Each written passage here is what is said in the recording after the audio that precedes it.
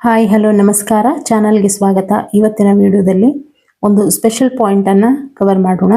7 ಚಕ್ರಗಳು ಅಂದ್ರೆ ಕುಂಡಲಿನಿ ಯಾತ್ರೆಯಲ್ಲಿ ಬರುವಂತಹ 7 ಚಕ್ರಗಳು ಮತ್ತು ನವಗ್ರಹಗಳ ಸಂಬಂಧ. ವಿಡಿಯೋ ಕೊನೆ ತನಕ ನೋಡಿ, ಹಾಗೆ ಸಬ್ಸ್ಕ್ರೈಬ್ ಮಾಡಿ, ಸಪೋರ್ಟ್ ಮಾಡಿ ಅಂತ ಹೇಳ್ತಾ ವಿಡಿಯೋದಲ್ಲಿ ಏನಿದೆ ಅಂತ ನೋಡೋಣ.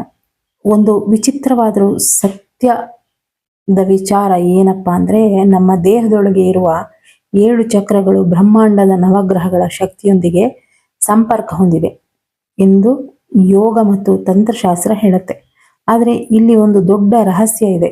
ಕೆಲವು ಗ್ರಂಥಗಳು ಹೇಳ್ತವೆ ಮೂಲಾಧಾರ ಚಕ್ರಕ್ಕೆ ಶನಿ ಸಂಬಂಧ ಇದೆ ಅಂತ, ಆದರೆ ಇನ್ನು ಕೆಲವು ಪರಂಪರೆ ಹೇಳ್ತದೆ ಮೂಲಾಧಾರ ಚಕ್ರಕ್ಕೆ ಮಂಗಳ ಸಂಬಂಧ ಇದೆ ಅಂತ.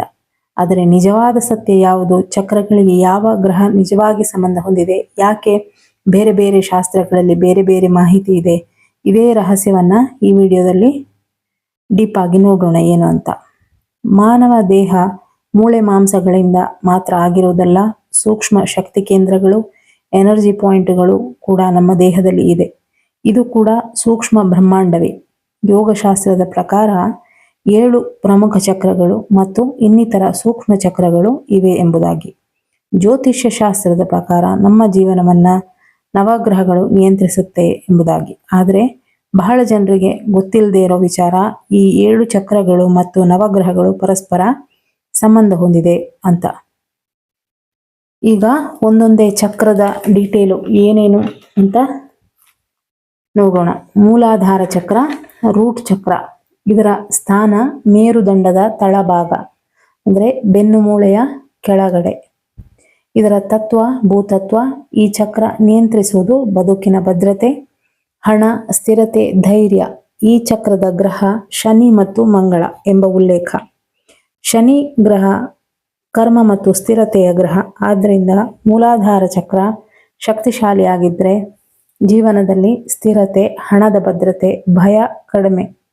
ಮೂಲಾಧಾರದ ಅಧಿದೇವತೆ ಗಣಪತಿ. ಶಾಕ್ತ ಪರಂಪರೆಯಲ್ಲಿ ಮೂಲಾಧಾರದ ಅಧಿದೇವತೆ ಕಾಳಿ ಎಂಬ ಉಲ್ಲೇಖವೂ ಇದೆ. ಮೂಲಾಧಾರದ ಶಕ್ತಿ ಡಾಕಿನಿ. ಮೂಲಾಧಾರದ ಪ್ರಮುಖ ತತ್ವ ಗಣಪತಿ, ಕಾಳಿ, ಬ್ರಹ್ಮ. ಬೇರೆ ಬೇರೆ ಪರಂಪರೆಗಳಲ್ಲಿ ಬೇರೆ ಬೇರೆ ದೇವತೆಗಳನ್ನ ಹೇಳಲಾಗಿದೆ. ಎರಡನೆಯ ಚಕ್ರ ಸ್ವಾದಿಷ್ಠಾನ ಚಕ್ರ, ಸೇಕ್ರಲ್ ಚಕ್ರ. ಇದರ ಸ್ಥಾನ ನಾಭಿಗಿಂತ ಕೆಳಭಾಗ. ಈ ಚಕ್ರ ನಿಯಂತ್ರಿಸುವುದು ಭಾವನೆಗಳು, ಆಕರ್ಷಣೆ, ಪ್ರೀತಿ, ಸಂತಾನ ಶಕ್ತಿ. ಇದರ ಗ್ರಹ ಶುಕ್ರ. ಇದರ ತತ್ವ ಜಲತತ್ವ. ಶುಕ್ರ ಈ ಚಕ್ರ ಬ್ಯಾಲೆನ್ಸ್ಡ್ ಆಗಿದ್ದಲ್ಲಿ ಸಂಬಂಧಗಳು ಉತ್ತಮ, ಸೃಜನಶೀಲತೆ, ಕ್ರಿಯೇಟಿವಿಟಿ, ಆನಂದ ಇವೆಲ್ಲ ಸಹಜವಾಗಿ ಇರುತ್ತೆ. ಇದರ ಅಧಿದೇವತೆ ವಿಷ್ಣು, ಶಕ್ತಿ ರಾಕಿನಿ. ಮೂರನೇ ಚಕ್ರ ಮಣಿಪೂರಕ ಚಕ್ರ, ಸೋಲಾರ್ ಪ್ಲೆಕ್ಸ್. ಇದರ ಸ್ಥಾನ ನಾಭಿಯಿಂದ ಸ್ವಲ್ಪ ಮೇಲೆ. ಇದರ ತತ್ವ ಅಗ್ನಿತತ್ವ. ಈ ಚಕ್ರ ನಿಯಂತ್ರಿಸುವುದು ಜೀರ್ಣಕ್ರಿಯೆ, ಶಕ್ತಿ, ಆತ್ಮವಿಶ್ವಾಸ. ಇದರ ಗ್ರಹ ಸೂರ್ಯ ಹಾಗೂ ಗುರು ಎಂಬ ಉಲ್ಲೇಖ. ಇದರ ಅಧಿದೇವತೆ ರುದ್ರ, ಶಿವನ ಒಂದು ರೂಪ. ಇದರ ಶಕ್ತಿ ಲಾಕಿನಿ. ನಾಯಕತ್ವ, ಆತ್ಮವಿಶ್ವಾಸದ ಗುಣಗಳು ಈ ಚಕ್ರ ಬ್ಯಾಲೆನ್ಸ್ ಇದ್ರೆ ಕಾಣಕ್ಕೆ ಸಿಗ್ಬೋದು. ನಾಲ್ಕನೇ ಚಕ್ರ ಹಾರ್ಟ್ ಚಕ್ರ. ಇದರ ಸ್ಥಾನ ಹೃದಯದ ಮಧ್ಯಭಾಗ. ಇದರ ತತ್ವ ವಾಯುತತ್ವ.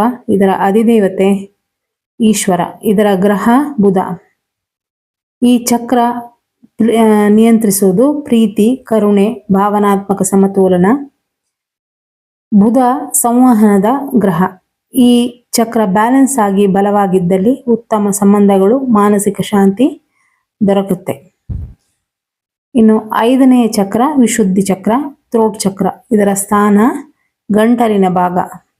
ಈ ಚಕ್ರ ನಿಯಂತ್ರಿಸುವುದು ಮಾತು, ಸತ್ಯ ಹೇಳುವ ಶಕ್ತಿ, ಧೈರ್ಯ. ಥೈರಾಯ್ಡ್ ಗ್ರಂಥಿಯನ್ನು ಕೂಡ ನಿಯಂತ್ರಿಸುತ್ತೆ. ಹಾಗೆ ಮಂಗಳ ಗ್ರಹವನ್ನು ಕೂಡ ವಿಶುದ್ಧಿ ಚಕ್ರಕ್ಕೆ ರಿಲೇಟ್ ಮಾಡ್ತಾರೆ. ಶಕ್ತಿ ಮತ್ತು ಧೈರ್ಯದ ಗ್ರಹ, ಆತ್ಮವಿಶ್ವಾಸ, ಸ್ಪಷ್ಟ ಸಂವಹನ ಇದರ ಸಂಕೇತಗಳು. ಹಾಗೆ ಇದರ ತತ್ವ ಆಕಾಶ ತತ್ವ.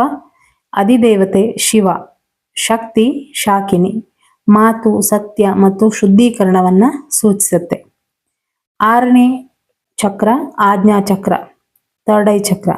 ಇದರ ಸ್ಥಾನ ಭ್ರೂ ಮಧ್ಯೆ. ಈ ಚಕ್ರ ಸೂಚಿಸುವುದು ಒಳಜ್ಞಾನ, ನಿರ್ಧಾರ ಶಕ್ತಿ, ಮನಸ್ಸಿನ ನಿಯಂತ್ರಣ. ಇದರ ಗ್ರಹ ಚಂದ್ರ ಮತ್ತು ಗುರು. ಚಂದ್ರ ಇಂಟ್ಯೂಷನ್ಗೆ ಕಾರಕ, ಗುರು ಜ್ಞಾನ, ಚಂದ್ರ ಮನಸ್ಸಿಗೂ ಕಾರಕ. ಹೀಗೆ ಚಕ್ರ ಬಲವಾಗಿದ್ದಲ್ಲಿ ಶಾಂತ ಮನಸ್ಸು, ಸ್ಪಷ್ಟ ನಿರ್ಧಾರ, ದುರ್ಬಲವಾದರೆ ಗೊಂದಲ, ಆತಂಕ. ಇದರ ಅಧಿದೇವತೆ ಸದಾಶಿವ, ಶಕ್ತಿ ಹಾಕಿನಿ. ಈ ಚಕ್ರ ಜ್ಞಾನ, ಧ್ಯಾನ ಮತ್ತು ಒಳಜ್ಞಾನವನ್ನ ಸೂಚಿಸುತ್ತೆ.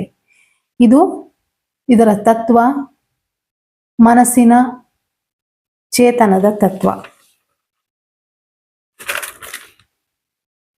7ನೇ ಚಕ್ರ ಸಹಸ್ರಾರ ಚಕ್ರ. ಸಹಸ್ರಾರ ಚಕ್ರ ಇದರ ಸ್ಥಾನ ತಲೆಯ ಮೇಲ್ಭಾಗ. ಇದು ಅತ್ಯುನ್ನತ ಚಕ್ರ. ಇದರ ಗ್ರಹ ಸೂರ್ಯ. ಸೂರ್ಯ ಸೂಚಿಸೋದು ಆತ್ಮಜ್ಞಾನ, ದೈವಿಕ ಸಂಪರ್ಕ, ಚೈತನ್ಯ. ಈ ಚಕ್ರ ಜಾಗೃತಿಯಾದರೆ ಮಾನವನು ಆಧ್ಯಾತ್ಮಿಕ ಜಾಗೃತಿಯನ್ನ ಅನುಭವಿಸ್ತಾನೆ. ಇದರ ಅಧಿದೇವತೆ ಶಿವ ಮತ್ತು ಶಕ್ತಿ.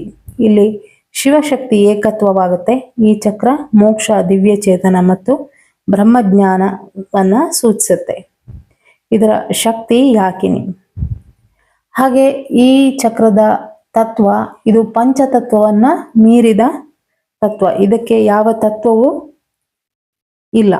ಅಂದ್ರೆ ಪಂಚತತ್ವವನ್ನ ಮೀರಿ ನಿಂತ ಚಕ್ರ ಇದು. ರಾಹು ಮತ್ತು ಕೇತು ಇಲ್ಲಿ ಛಾಯಾಗ್ರಹಗಳು. ರಾಹು ಸ್ಥೂಲ ಶರೀರ, ನಾವು ತಿನ್ನುವ ಆಹಾರದಿಂದ ದೇಹ ನಿರ್ಮಾಣವಾಗುತ್ತೆ. ಆದ್ದರಿಂದ ರಾಹು ಭೌತಿಕ ಆಸೆಗಳು, ದೇಹದ ಶಕ್ತಿ, ಭೋಗ ಇವುಗಳಿಗೆ ಸಂಬಂಧಿಸಿವೆ. ದೇಹದ ಸುತ್ತಲಿನ ಶಕ್ತಿ ಕ್ಷೇತ್ರವನ್ನ ಕೇತುಗೆ ರಿಲೇಟ್ ಮಾಡ್ತಾರೆ. ಶಕ್ತಿ ಕ್ಷೇತ್ರ ಅಂದ್ರೆ ಆರಾ, ಕೇತು ಗ್ರಹದ ನಿಯಂತ್ರಣಕ್ಕೆ ಬರುತ್ತೆ.